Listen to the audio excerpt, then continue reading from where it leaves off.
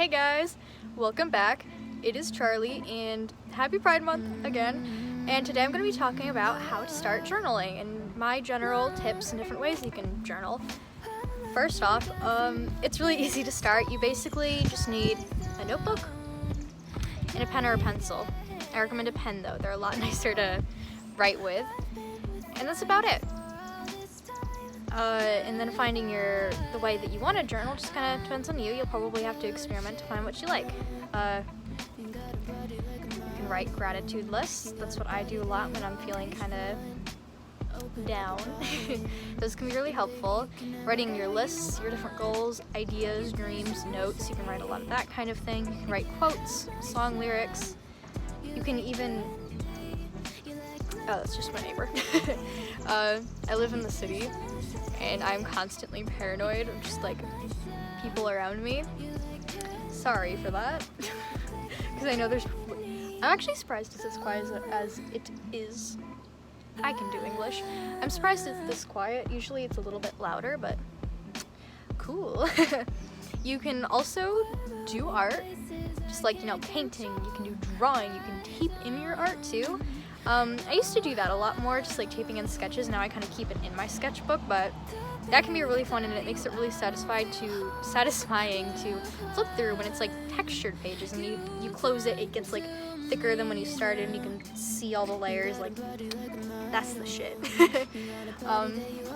You can write down your memories, you can write down little bits from your daily life, you can write down what you ate for breakfast, you can write down your plans, what you're doing for the day. Like I said, you can write down your daily to-do list. I do that nearly every day. I don't always write every day, so like when I write, I generally write a to-do list. You can also problem solve. If you have something you're trying to work out in your head, writing it down can really help, or at least that helps me like a lot. Just being able to see it out, and it just makes it easier, and it can be a lot less stressful when you can get things out of your head, so you can rant, you can vent, you can trauma dump, and you don't have to feel bad about it. It's in a notebook, nobody has to ever see it. For all you want, I've seen people do this. I don't think I'd ever do it, but you can burn your journal when you're done with it. I always thought that was kind of cool. I don't know if I'll do that. I'm kind of curious to do it sometime, but I feel like I'd regret it just because I put a lot of time and effort into my journals. You can do affirmations if that's something you like to do already, or if it's something you just want to try and see how it makes you feel. I do this when I'm really stressed or I'm not feeling great about myself. It can be pretty helpful. And the last thing I can think of stuff you can write about or ways you can write is like your dreams. Not like your dreams like, oh, I wish I were a famous singer or a writer or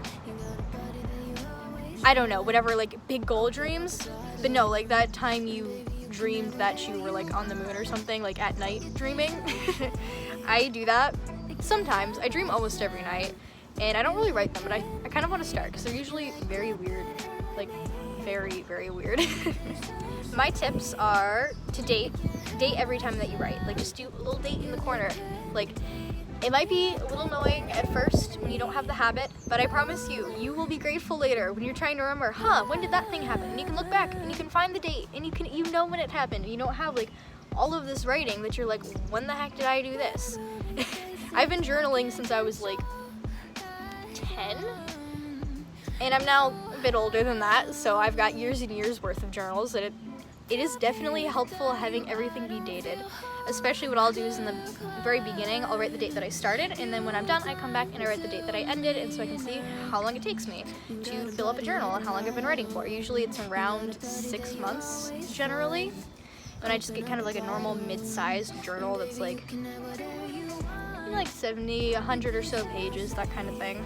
But yeah, find a notebook that works for you. Also, you could use just like a cheap notebook like this. This is not my actual journal. This is just something I use for notes, and I'm kind of referring back to it for what I'm talking about, so I don't forget anything. My actual journal is one that I got from, I want to say Target, but I actually don't know. It might be. I don't know, but it's blue, and it's really pretty, and specifically, it is a soft cover, and that's something that's very important for me to have. A soft cover and a very durable, like soft spine that can stretch, is because I tape in a lot of things into my journal, and I like to paint with acrylic paint in my journal, and so over time, after 6 months of doing that, it gets really bulky. And when I try to write in journals like this, where it's spiral bound, it like falls apart. I have like either 1 or 2 of these that are falling apart because I did that. So I now know not to do that, and I know that soft covered is what is for me. Then again, I haven't tried a really like hardcover one, so actually maybe hardcover would be good for that. I don't really know. Don't feel pressured to write every day. You don't have to write every day. I don't write every day, and I've been doing it for years. I write maybe every other day, or you can just write when you feel like it. You can even have 2 separate journals for your daily ramblings, your mundane stuff, and you can have one for like your really good ideas and your deep stuff, or when you want to write down really emotional things that you don't want anybody else to see. That way you can have stuff that you feel okay showing other people and something that you don't.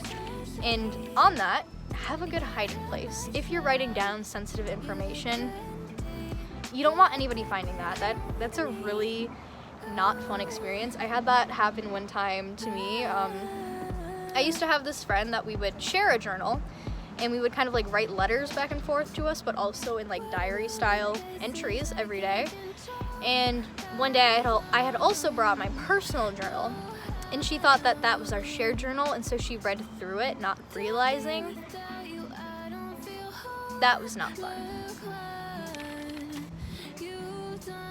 Sorry that the camera is shaking so much. It's a little bit windy out, so the stand I have is just not cooperating.